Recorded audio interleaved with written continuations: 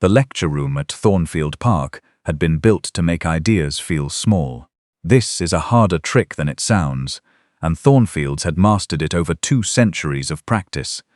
The ceiling too high, the chairs too straight, the silence between statements stretched just a fraction too long, so that any thought ventured aloud into that air seemed immediately to diminish, to lose its nerve, to apologize for existing. It was the kind of room where only very confident men spoke twice. And at the head of it, in the chair closest to the fire, which was not a coincidence, because nothing Lord Crispin Beaumont, the Earl of Hadcroft, did was ever a coincidence, sat a man who had never once in his adult life lost his nerve about anything. I want you to understand what kind of man the Earl of Hadcroft was, because I have known a great many brilliant men, and this one was brilliant in a particular way, the way a surgeon's knife is precise, which is to say that the precision existed primarily to cut. He was a natural philosopher of considerable reputation, a patron of the Thornfield Society for Natural Sciences, and the sort of man whose approval could make a young scholar's career, and whose dismissal could end it just as efficiently. He had a way with Latin. Botanical Latin, philosophical Latin, the old dead useful Latin of men who had decided that the living languages were not sufficiently permanent for true thought, and he used it the way a chess player uses a knight. Sideways, unexpected, and almost always to corner something smaller than himself. He was 41 years old. He had never married. He had, as far as anyone could determine, never been genuinely moved by a living person, which was a thing he had arranged with great care over many years, and which he called independence, and which was, in fact, the most elaborately constructed loneliness I have ever had occasion to observe from this side of the fire. And on the evening I am going to tell you about, in the long, pale autumn light of Thornfield's lecture room, he had turned the edge of himself toward the least consequential person in the building. Her name was Miss Genevieve Pratt, and she was a copyist. I will tell you everything about her in due time, where she came from, what she carried in her memory like a second skeleton, and why she had learned to make herself invisible in rooms where men argued about the nature of the world. But for now you need to know only what Lord Hadcroft knew, which was almost nothing, and what he assumed, which was considerably more. He saw a woman of perhaps 28 in a grey dress that had been washed 1 season too many, seated at a side table near the window, with her head bent over a manuscript, and her hand moving steadily copying Latin nomenclature from a specimen record into a clean registry book, with the patient, mechanical exactness of a woman who has learned to be useful by being invisible. He saw, in short, a nobody, and being bored, for the evening's lecture on Lepidopteran taxonomy had gone on rather longer than strictly necessary, he said a thing. He did not address her. That would have been beneath the dignity of the occasion. Instead, he leaned toward the gentleman on his left, a doctor, Elias Frome, who collected the Earl's observations the way other men collect debts, and said, in Latin, in the carrying murmur of a man who has learned to project without appearing to, simia doctor, non philosopher, opus mechanicum, nil aliud. I owe you the translation, because not all of us were raised in households where Latin was spoken at the breakfast table, and there is no shame in that whatsoever. What Lord Hadcroft said was this: a learned ape, not a philosopher. Mechanical work, nothing more. He said it with absolute certainty that the copyist at the side table could not understand a word, and would go on moving her pen with her head down and her expression blank, and would never know she had been discussed. This was the elegance of it. The same precision that made his science useful made his cruelty invisible, aimed past its target, detonating somewhere it could not be seen. Dr. Frome gave the small, careful laugh that was required of him, and Miss Genevieve Pratt lifted her head. She did it slowly. She set down her pen with the deliberate care of someone who has decided that what comes next will require both hands free. And when she spoke, her Latin was not the grinding schoolroom Latin of a woman who has memorized paradigms and nothing else. It was the other kind, the kind that lives behind the words. The Latin of someone who has read Pliny in the original for pleasure, who knows that doctor carries its own irony when you are educated enough to deploy it, who learned botanical nomenclature not from a manual, but from kneeling beside her father in a field in Quebec at the age of 11, and being told the name of every living thing they passed. Said Simia, she said without looking at Lord Hadcroft, her eyes still on the manuscript before her, si lineam legit corrigere potest. The room did not yet understand. But Lord Hadcroft understood, because Lord Hadcroft had spent 30 years with Latin and knew exactly what she had said, which was, "But even an ape, if she has read Linnaeus, may offer a correction." And before anyone could draw breath, before Lord Hadcroft could close his mouth, which had come slightly open in a way that would have astonished every person who had ever sat in a lecture room with him, she went on, and she changed languages. She quoted Linnaeus, not in Latin. Linnaeus wrote in Latin, yes, but thought in Swedish, and the line she chose was from his private correspondence, which meant she was quoting it in Swedish, in a lecture room, in a country house in England, in 1822, in the voice of a woman who had spent enough time with her dead father's letters that Swedish had settled into her, the way a second language settles. Quietly, permanently, without announcement. And then, because 2 languages were apparently insufficient to the size of the point she intended to make, she finished in Greek. 1 sentence from Theophrastus, the father of botany, and therefore a subject she might be expected to know something about. The sentence said, in its old and precise way, that true knowledge of a plant was not in its name but in understanding why it grew where it grew, and what it required to flourish. She delivered it without raising her voice. She delivered it without looking at Lord Hadcroft. And then she picked up her pen again and went back to copying. "I am going to stop us right there." Right there, in the silence after the Greek, with Dr. Frome's careful smile frozen on his face, and the other gentlemen in the room looking at one another with the particular expression of men who have just witnessed something they do not yet know how to categorize. "I am going to stop, and I am going to ask you to do something for me. Find the subscribe button for Moonlight at Bellwood. Press it. It costs you nothing, and it means the next story, and there is always a next story, and I have never yet told one that wasn't worth the sitting, will come to you the moment I am ready. If you will not subscribe, then you owe me one. That is the arrangement. I am patient, and I have an excellent memory. Now come back with me. Not to the lecture room. We will return there shortly, and I want you to see what happens when the cleverest man in any given room finds that he has, for the first time in 20 years, said something he cannot unsay. But first I must take you back to where Miss Pratt came from, because a woman does not learn 3 languages in corners by accident. She learns them because someone once thought her worth teaching.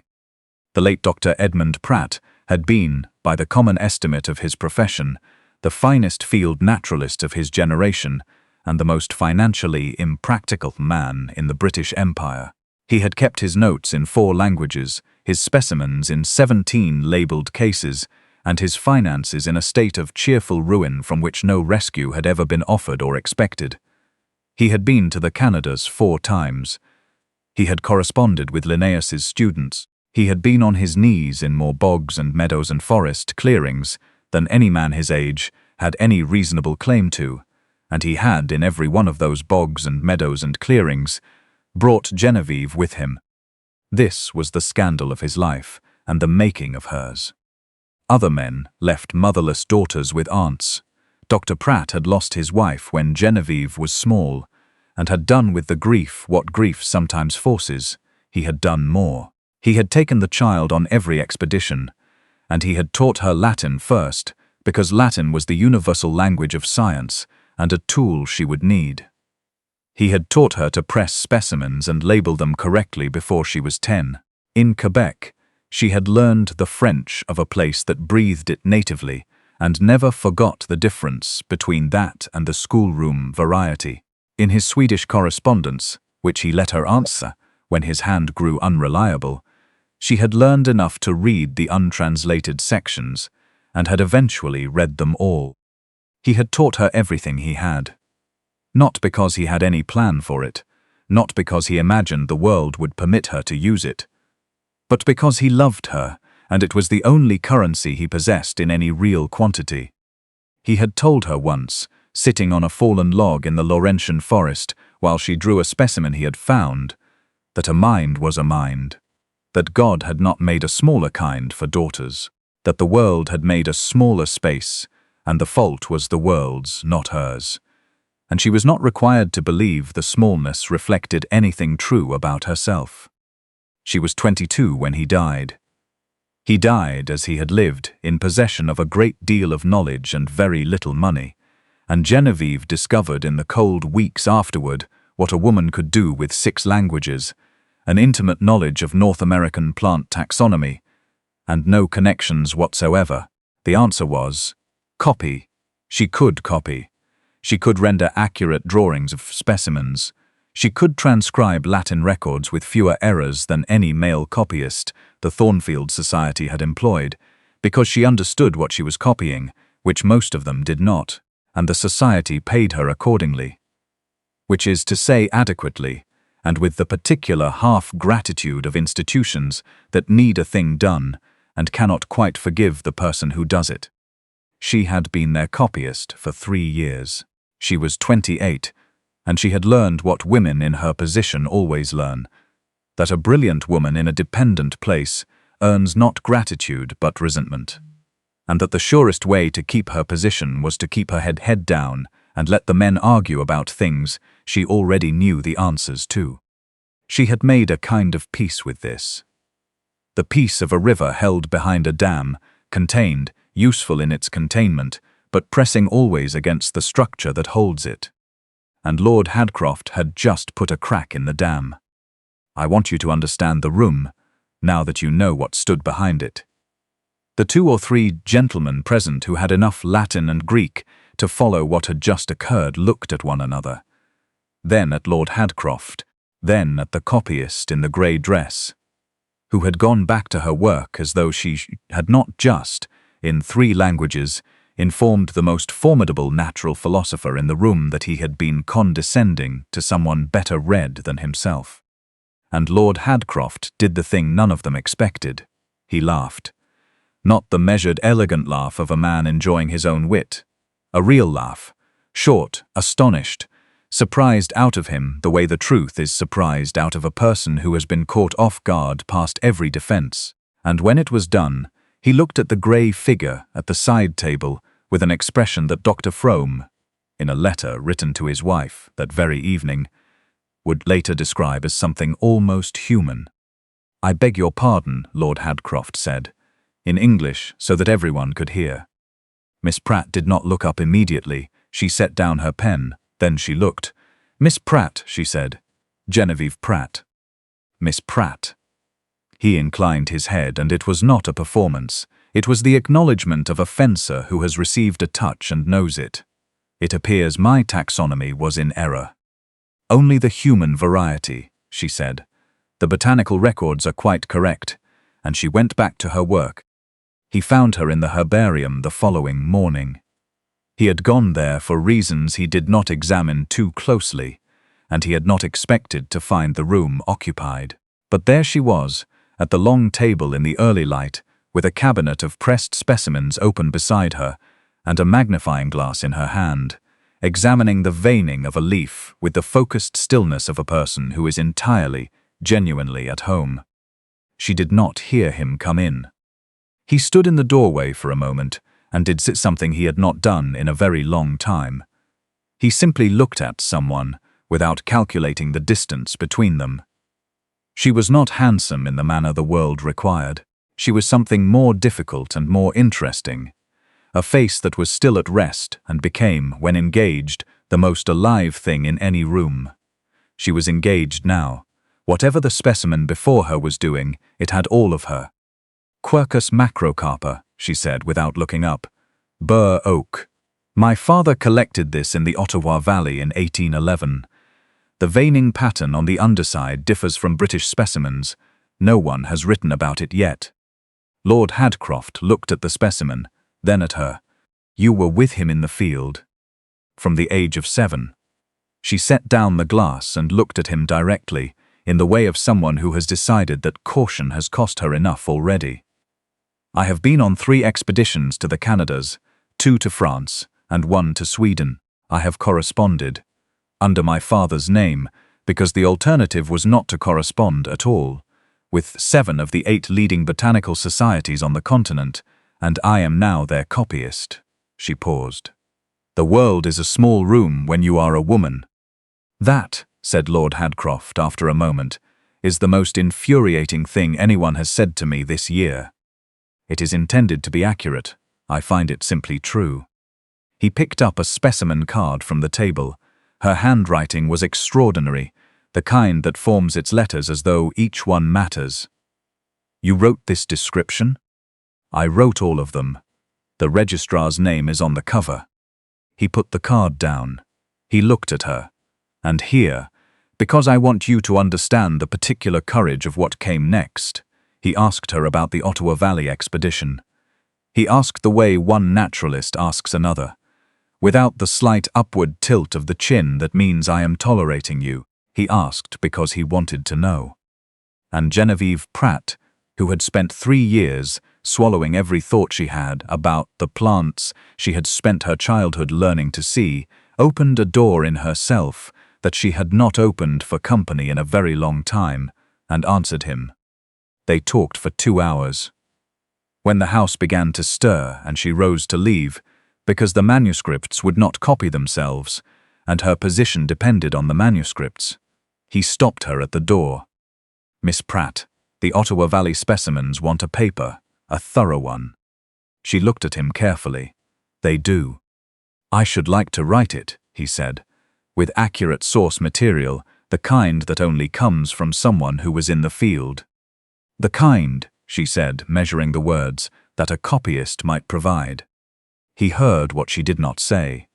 The kind that a co-researcher might provide, he said, if she were willing. She thought for a moment. Ask me again when you have proven you mean it, she said, and went to her manuscripts. I told you it was only the beginning. Beginnings are never simple. A man does not spend 40 years building a wall and dismantle it in a morning over pressed oak leaves.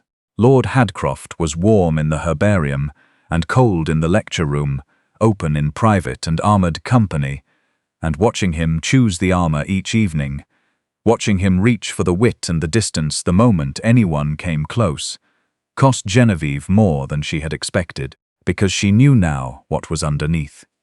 She had seen the man who asked questions and listened, genuinely listened, to the answers.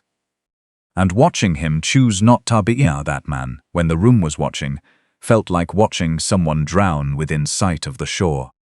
It came to a head over Miss Priscilla Forder. Miss Ford was the niece of Lady Bellamy, the hostess of Thornfield, and had been positioned there for the particular purpose of catching the Earl of Hadcroft's interest.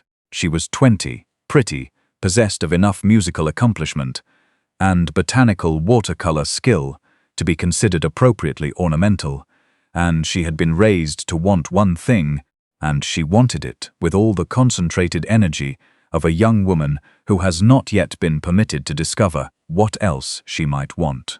I want to be fair to Miss Ford because she was not stupid. She was simply untaught in the particular language Lord Hadcroft spoke, the language of evidence, precision, and the name of things exactly as they are. In the 3rd week, Lady Bellamy arranged an evening display of botanical drawings, and Miss Ford presented her watercolors. They were competent, they were pretty, and they contained a classification error in the annotation. Trillium grandiflorum, labelled under its old family name, which had been technically superseded by Thunberg's revision of 1792. It was the kind of error that meant nothing in a drawing room.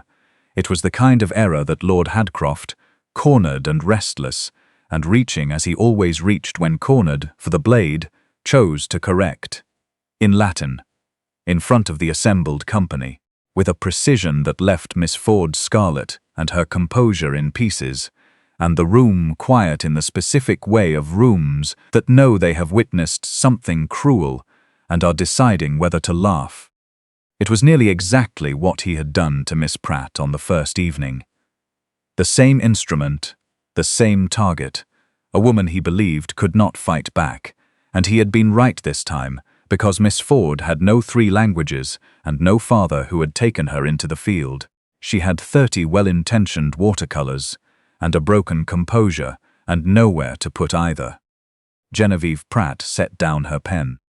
The classification is not wrong. Her voice was level and carried through the sudden quiet with the ease of a woman who has spent years learning exactly how much force is required to be heard without appearing to try.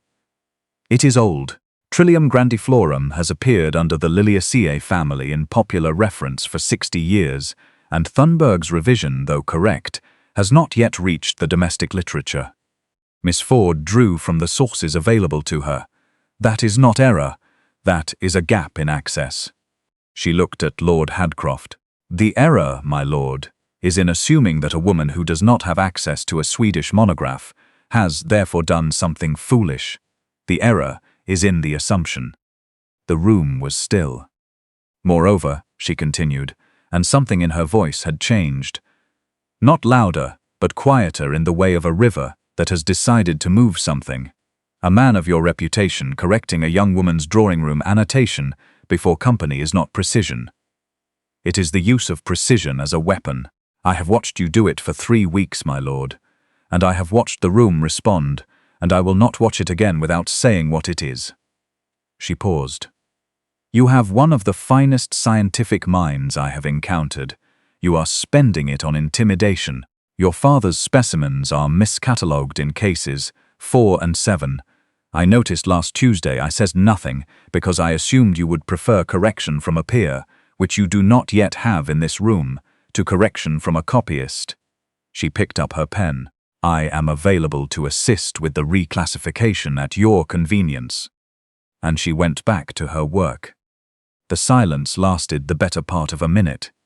Then, from the far corner of the room, an elderly gentleman, Sir Patrick Glenross, who had been with the Society for 40 years and had catalogued more specimens than anyone alive, cleared his throat and said, very quietly, "She's right about cases 4 and 7. 2 days later, Lord Hadcroft's mentor arrived.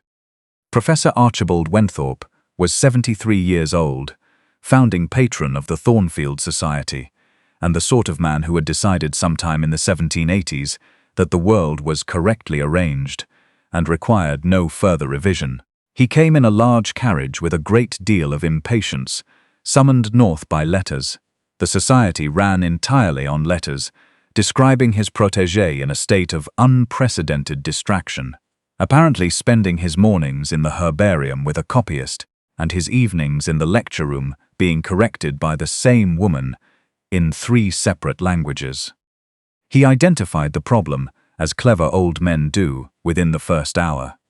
He watched Lord Hadcroft's eyes, and Lord Hadcroft's eyes went, again and again, helplessly to the corner where Miss Pratt sat copying. The professor was not a cruel man, but he was very much a man of his era, and he dealt with the situation in the way of his era. Directly, publicly, and with the full authority of his position brought to bear as a bludgeon. He waited until the company was assembled after dinner, and then he addressed Miss Pratt directly, which was itself calculated. A great man turning to notice a copyist only in order to flatten her. I understand, he said, in the diction of a man accustomed to lecture halls, that you have been offering correction to members of this society. In several languages, I am told. He let the pause do its work. I would remind you that the society employs copyists for their accuracy and their discretion, not for their opinions. The room was listening. This was exactly the kind of moment Genevieve had been trained, by 4 years of careful invisibility, to diffuse, to lower her head, to murmur something self-effacing, to become furniture again and let the moment pass. It was the safe thing.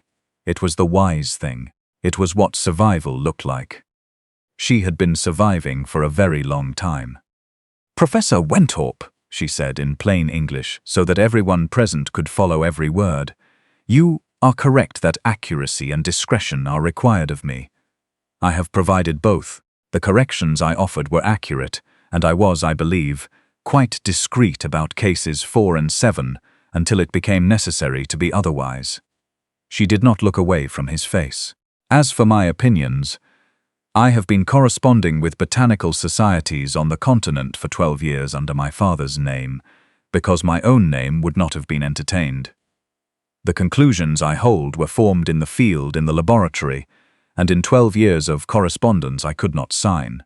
They are not opinions, Professor. They are conclusions arrived at by the same methods you would require of any member of this society: observation, documentation, and the reading of the available literature in its original languages. She paused.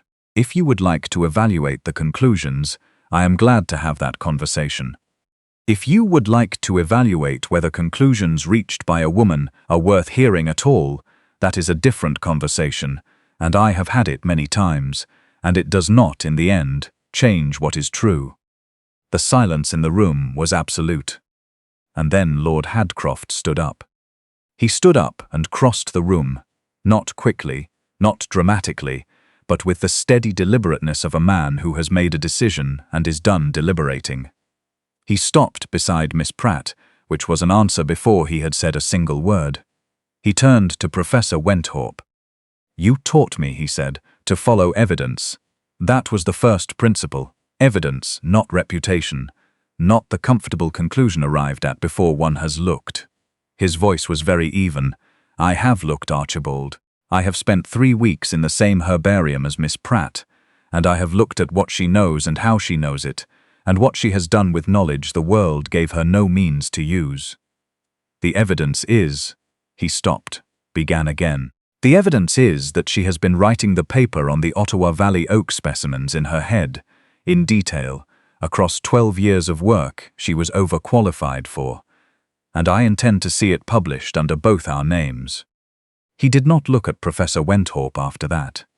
He looked at Miss Pratt, and his voice lost all of its precision and became simply honest. "I owe you an apology for the first evening," he said, "and a great deal of credit for every morning in the herbarium since.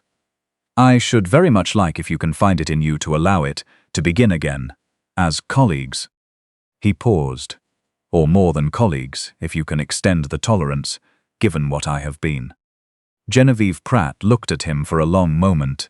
Around them, the room had gone so quiet that the fire sounded loud. "You called me a learned ape," she said. "I did. In Latin." "Yes. And you were wrong." "Comprehensively," said Lord Hadcroft. "In 3 languages, as it turned out." The corner of her mouth moved. It was not quite a smile, but it was everything that comes just before one. "The paper will need 2 authors," she said, "and both names on the cover." "Both names on the cover," he agreed. "In the appropriate order, which I am given to understand is alphabetical. Pratt before Beaumont." "It does come first," said Miss Pratt. "It does indeed." They published the paper in the spring. It caused considerable comment for 2 reasons simultaneously. It was the first paper in the Society's history to carry a woman's name, and it was the most rigorously documented study of North American oak specimens produced in the previous 30 years. Professor Wentworth, to his credit, and I give him this credit because I believe in giving credit where it is earned, however late, read every page. He did not apologize, but he requested a copy for the Society's permanent collection and wrote a letter to the Royal Society in London, which was more than most men of his era would have managed, and which was perhaps, in its way, the beginning of something larger. Miss Ford, I am pleased to tell you, recovered entirely from the evening of the watercolors, and rather better than entirely, freed from the exhausting project of catching an earl, who had been, at the time, too cold to be caught. She discovered over the following months that she had a genuine interest in botanical illustration that had nothing to do with impressing anyone. The meticulous drawings in the Ottawa Valley paper, which were Genevieve's, everyone, sparked in her a curiosity about field work that surprised her considerably. She and Genevieve became, in time, genuine collaborators. Miss Ford supplied the artistic hand and the social access. Genevieve supplied the Latin and the field classification. It was, all things considered, a far more useful partnership than a marriage to a difficult earl would ever have been, and I say this as someone who believes entirely in difficult earls when they are the right kind, which Lord Hadcroft was, eventually, learning to become. Lord Hadcroft and Miss Pratt were married in November. The society considered it eccentric. The wider world considered it inexplicable. Anyone who had been in the herbarium on those early mornings considered it the only possible outcome. He never used his learning as a weapon again. I will not tell you the edge of it dulled. A mind like his does not soften for the wanting, and she would not have wanted it to, but he turned it, all of it, toward the work, toward the specimens in their cases, and the papers they wrote together, and the long, unglamorous, important labor of naming the world correctly, and she, for the first time since Quebec, unfolded the whole of what she knew into open air, and found that it was not resented. It was required, it was valued, it was, and this is the word I have been working toward since the beginning, loved, loved precisely and especially for being exactly what it was. He had spoken Latin to diminish her, certain she would not understand. She had answered in 3 languages, and he had spent the rest of his life grateful that she had. That is where I leave them. In the herbarium in the early light, 2 people who had each spent too many years keeping the best of themselves locked away, finally reading the world aloud to one another. Not to perform, not to impress, but because that is what you do when you have found the one person whose fluency matches your own.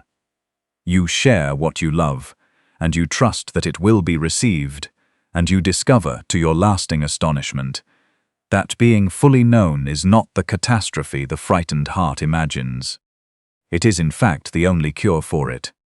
You have sat with me through a long autumn at Thornfield Park, and through the slow, improbable thawing of a man who had decided that warmth was something he could not afford. I am grateful for your company, as I always am. If this story has given you something, a small, fierce wish to speak the thing you know in the room where you have been told to stay quiet, then subscribe to Moonlight at Bellwood, because there are many more of these by my fire, and every one of them has a heart. And if you will not, well, you know the arrangement. You owe me one. I have an excellent memory, and I never forget.